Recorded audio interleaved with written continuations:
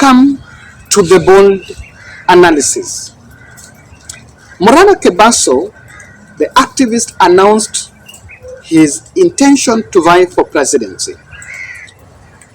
Kalonzo Musyoka announced his bid to vie in 2027. The same to Eugene Wamalwa and even Natembeya. And you can add into that list. But the moment Okia Omtata announced his, and even Fred Matiang'i announced his bid to vie for presidency.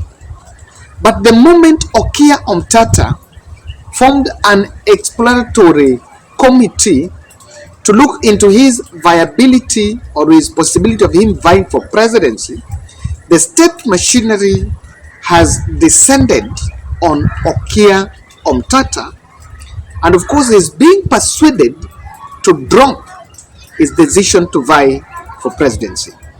So ladies and gentlemen, what is the threat profile? Why does Kenya Kwanza want Okia Omtata to pull out of that race? What exactly does he bring in it, and what is his threat profile? Kindly watch this video to the end.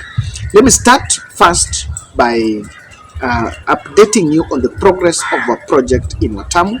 Today, we managed Kwanza Kujenga. We were here very early in the morning on Wednesday, and that's why I'm doing this video late. So to kanunua the logs, changa, and all the other things that are needed. What we've not bought so far, which ndio tunafaa kununua kesho, and we have a deficit, is milango moja and 2 and 3 windows. And then tomorrow we will also be able kuwawekea mchanga and the cement, because all this will be used even later. Now I think na mawe later kama wanafanya plastering ya floor and the walls, so that will be done later ikishakauka. But I think if we can be able to fill that deficit, we think around 30,000, I believe tutakuwa tumeweka very good progress. And I can tell you, and I'm asking you guys that nishafanya projects mingi sana. This is the first disability care, but something that is really running in my mind, we really need to stand around. Tutabaki karibu nao kidogo for some time. Hata kama you can be able to get some 3,000 or 2,000 monthly to watumie wabaiwe food, you can work with the local church where they go, it will be a very good decision, because they are really needed. Hata kama penye saini ilikuwa, I'm telling you, hata kukula ni shida, I'm telling you. So kindly let's support, and I had a discussion with them. This is what transpired in the past. Nilisema yani mahali tulikuwa tukiishi na mama na mzee, ilikuwa ni kambini ambapo mzee alikuwa akifanya kazi hapo kwa miaka kama 30 alikuwa akifanya hapo. Sasa wakaja wakang'oa ile mabati, ile nyumba tulikuwa tunaishi, wakang'oa mabati. Sasa tukawa hatuna mahali kwa kuishi, ndio ukatokelezea huyu alikuwa ni rafiki, akasema basi tampatia mahali mjenge. Manake tulikuwa tumekataa kwenda huko Chonyi huko, manake tuna kazi zetu hapa. So tukaacha wazee wakaenda huko Chonyi, sisi tukabaki hapa. Wazee wako Chonyi. Sasa tukabaki hapa, tuendeleze kazi zetu hapa. Pia tunawasaidia wao, pia tukifanya kazi zetu tunawasaidia. Sasa tunawasaidia, nasema mnasaidia wazazi huko. Mkipata mnasaidia wazazi. Ile kitu kidogo tunapata pengine ni 500, hata kama ni 1000, unaangalia kile uko nacho, kama 200 utawapa nao pia. Now, back to Okia Omtata. Block Omtata is a known litigator, and I think for better part of his time that has been known in public, even for the people of Busia to smoothly,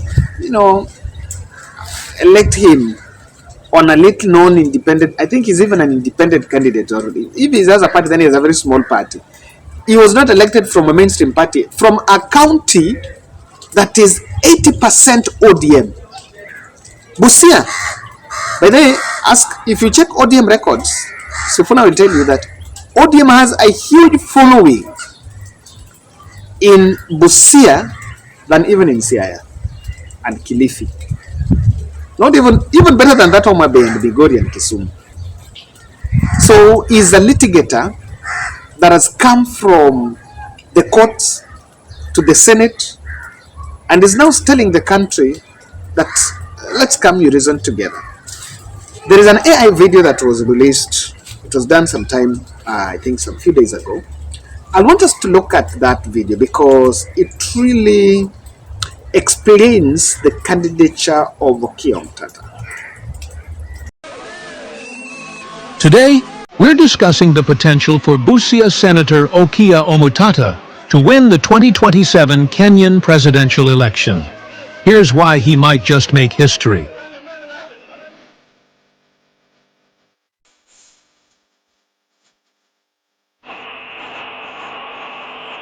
One, the impact of Ruto's regime. The recent events on the 25th, where Ruto's regime was perceived as responsible for the tragic deaths of young protesters, have drastically shifted public sentiment. The phrase, "even a cockroach can beat Mr. Ruto at the ballot," has become a rallying cry for those disillusioned by the current government's actions. Ati sasa mtu anasema ati Ruto 10 years kumbafu wewe.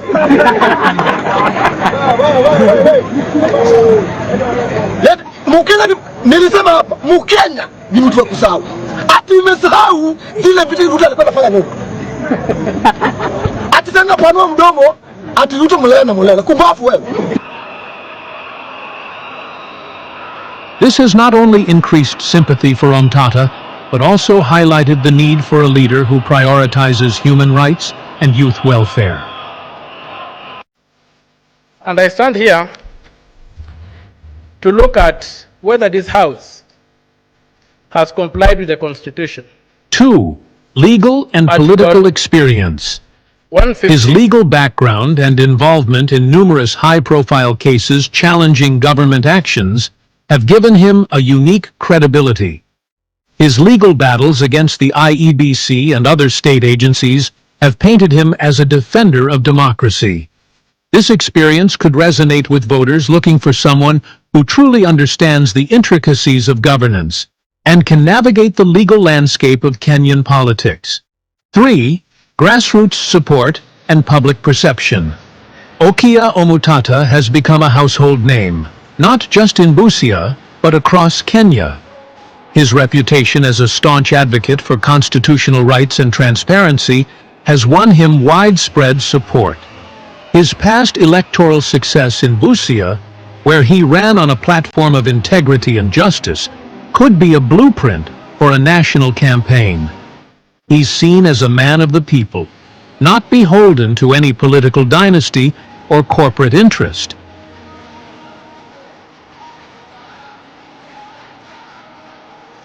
4. Social media mobilization. Twitter and TikTok, the platforms that facilitated the largest protests ever seen in Kenya, have now turned into amplifiers for Omtata's cause. These social media giants, which were instrumental in mobilizing the youth, are now fully supporting him. Their influence has been crucial in spreading his message, organizing support, and galvanizing voters around his campaign for change and accountability. 5. Advocacy for electoral reform. Omtata has been a vocal proponent for electoral reform, especially advocating for a digital, transparent voting system. His push for devolving the presidency and reducing the influence of tribalism in elections could appeal to those disillusioned by the current political setup. His conditions for running, like ensuring a digital election, might signal to voters his commitment to fair elections. 6. The anti-corruption narrative. Kenya has long battled with corruption, and Omtata's consistent fight against it could be his strongest asset. In a post-William Ruto era, where anti-corruption rhetoric has been prominent, Omtata could capitalize on this narrative. His track record of not succumbing to political pressures might convince voters he could lead a corruption-free administration. In conclusion, while the road to the presidency is fraught with challenges, Okia Omtata's unique blend of legal acumen, grassroots support, focus on electoral reform, and anti-corruption stance, combined with the backlash against Ruto's regime and the support from social media platforms, could position him as a formidable candidate for the 2027 Kenyan presidential election. And so I can say, I've seen Cherargei saying, I want to meet Okia Omtata so that I can tell him that vying for presidency is not a joke. There have been all manner of things that are going on.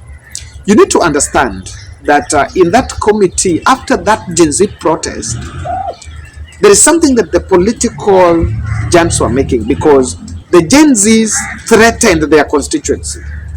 The Gen Zs threatened the political constituency of both Uhuru and Raila, or both Ruto and Raila Odinga.